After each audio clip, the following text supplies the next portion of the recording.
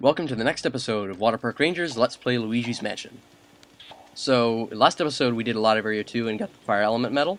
In this episode we're going to try and finish Area 2, and that starts off by catching this optional blue ghost.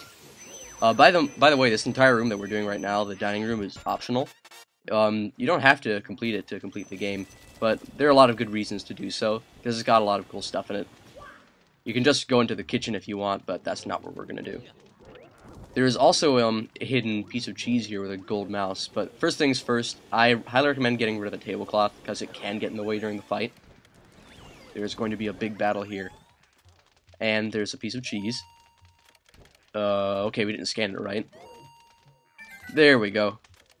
I like the gold mice, they're really cool, but it always is a terrible feeling to let one get away. They do have specific angles at which they flee, so I've kind of learned to position myself at the right place so that they run right to me. So first things first, you have to light the candles. That makes this guy and his food become accessible to the Poltergust 3000.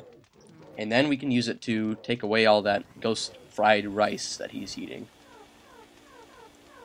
And he has waiters that will try and refill the dish for him, but don't kill them, because although they won't respond, it's more fun if you can just take away all the food and then have them try and give him more food by the time that all of the food is off his plate and he gets angry. Though they can run into you and disrupt this, so it's a little bit tricky to do, but I think we managed to do it. Yep, we did it right. And now just watch the ghosts. They're like, what are we supposed to do? He's angry. So now he starts like shooting fireballs. And they're very easy to dodge, though he used to give me a hard time when I was just terrible at video games in general. The only thing that's tough about him is getting a gold frame, which I've never been able to do. Dodging the fireballs is a piece of cake, though he does gradually shoot them faster. It's very easy. The tough point is just that he's able to pull very strongly on the vacuum suction, so he can escape very easily. That's the toughest part of catching some of these portrait ghosts. So let's give it a try anyway. Let's see if we can get a gold frame. Alright, this is probably the best I've done so far. Pulling in the opposite direction. Wow, we might actually do it! Come on, just a little bit longer. There we go! We actually managed to do it. That's like the first time I was able to do that, ever. Perfect. Wow, we might not have, like, all the portraits by the end of this, but it doesn't matter. Glad we got that one. Name's Bodacious, got it? Oh, like a boo and audacious. That's why you said, got it, which was rather audacious of you. And you're a boo. That is a bad joke right there. Very bad pun. Yeah, so, it's okay if we don't always get the, portrait ghost perfectly. By the way, diamonds are what's given to you for defeating optional portrait ghosts, along with a bunch of other cash and a green treasure chest, so that's a good idea, too. You don't have to get all the portrait ghosts perfectly to get all gold frames, because you can do them by playing the mansion multiple times in the same file. They'll always keep your best ranked pictures, I believe. So you can try as many times as you want to try and get all gold frames, if that's what you're trying to do. That's not what we're trying to do. So this is the kitchen. Take out the suicidal cutlery, and there's also another one of those fast ghosts hidden on the left side of the room again. That was close there. We were almost hit by the frying pan. And there's a mysterious fire burning that door in the background, yet somehow not burning down the rest of the house. And there's a little secret here. First, let's take care of that frying pan. And so we burned the dinner, and the prize is a ruby. How awesome is that? Let's just get rid of these last couple of things. Okay, there's apparently nothing in there. Time to get rid of the last, whatever you call that, pot thing. Okay, so use the vacuum to open up the fridge, and there's a ice ghost. The reason you don't want to examine it to open it is because, for some weird reason, the fridge springs back really quickly and damages Luigi. So you need to use a vacuum on it to do it safely. Okay, so we didn't get those coins from that light fixture, but now we have them. And we have a slightly larger than usual blue chest. And it has the water element medal. And it's basically like the fire element medal, only you need to obviously fill it with water. And water can be used for different things than fire. Things like watering plants or damaging ghosts. It also damages ghosts just as well as fire does. There are some ghosts that, you guessed it, have fire barriers that prevent them from being hurt unless you use water. And what else does it do? A couple other things that I can't really remember. Oh, it puts out fires, obviously. Boy, howdy, I'm Booligan. Get it? 'Cause he's a hooligan and a boo? That is some quality humor right there. And what do you know? We're at 30% already. And there's our water elemental ghost. Now, before we put out the obvious fire, which is the obvious thing to do, it can be used for plants, and Gadd will sometimes tell us that well after we've discovered it, whenever we catch a boost. He has a tendency to relay information that you've already heard a million times. One of those ghosts. But let's just use it to water some plants right now. And those plants are located back at the balcony, where I initially said that there was nothing really helpful there. Now, as long as we're doing a bunch of backtracking, I might as well mention something pretty interesting that I learned recently. There was an interview with Shigesato Itoi. If you've never heard of him, he's the creator of the Mother trilogy of games. With Ness, Lucas, things like that. You've probably heard about it if you've ever played or seen Super Smash Bros. Brawl. Well, they're a very good trilogy of games. 3 is particularly excellent in my opinion, and I think it's definitely one of my 5 favorite games ever. I don't know where I'd place it, but it's really up there. And there was an interview with him recently, and they were talking about the 3DS. And among a couple of things that they mentioned was that this game, Luigi's Mansion, was initially going to be in 3D. And you can actually imagine that it seems pretty well suited to the style. I mean, think about the way the camera angle is positioned and all the different objects. It would work really well in 3D. So who knows, you might be able to see this on 3DS sometime soon, which is Nintendo's next handheld, I guess you could say. It costs a little bit more, I believe, than usual. I'm not certain, actually. I don't know anything about the price. But it's a pretty cool fact. Actually, I heard that if you have the right materials, but apparently they're really tough to get, you can take any copy of Luigi's Mansion from a GameCube and literally play it in 3D.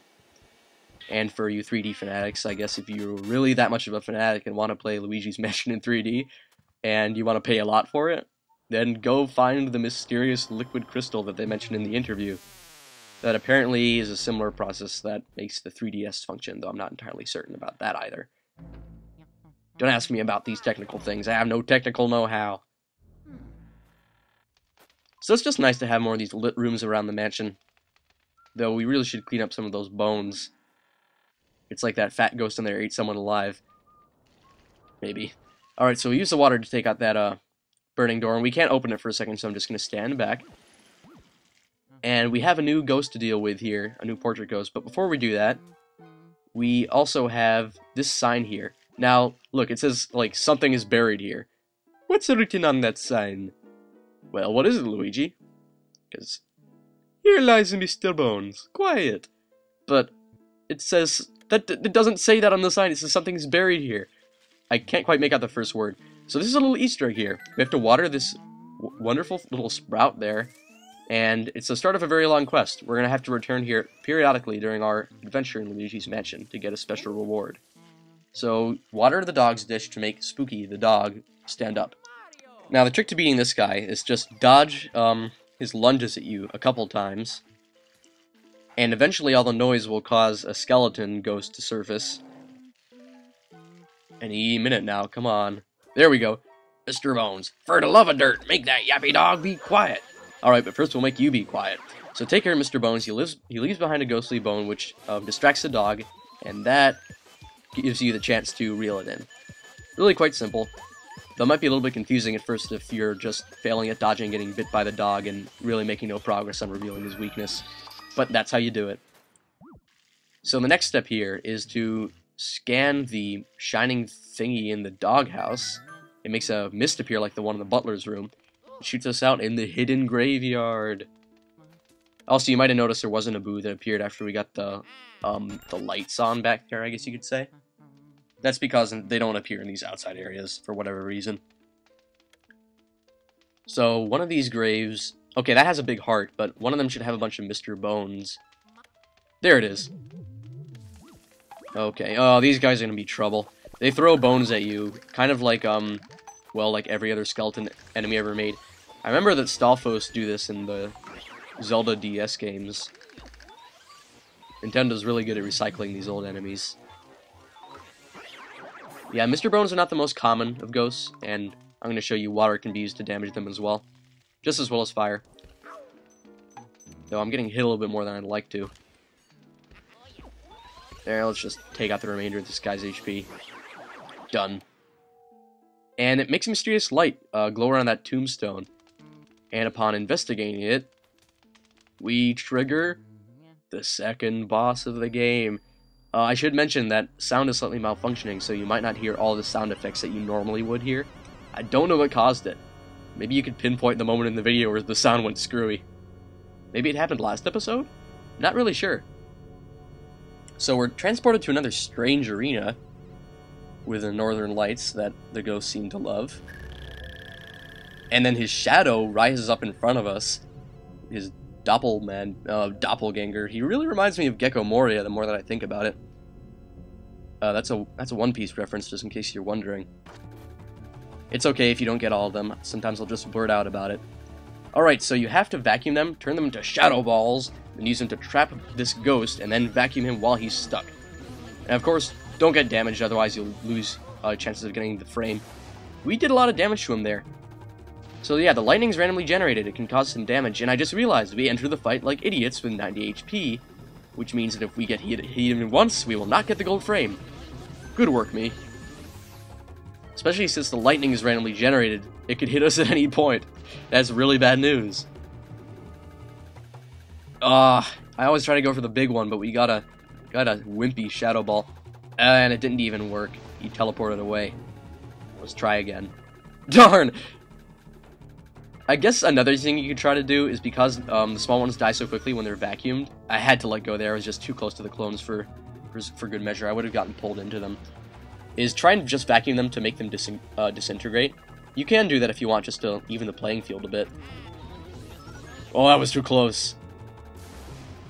Oh, that was so cheap. We just got hit. You're a cheap chicken. Cheap. That was horrible. Shut up. I was about to launch it. Good thing I hold on. Alright. There. You can tell where he is by following his shadow. Whoa. That was close. Alright, but we have defeated Bogmire. That is the name of this guy. Because apparently he is a bog and he mires people. I don't know. So there's a heart that can heal up to 50. They're not very common, but it's good to have. But we did not get the gold frame, which is very unfortunate. And this is the green clover key, reward for beating Area 2.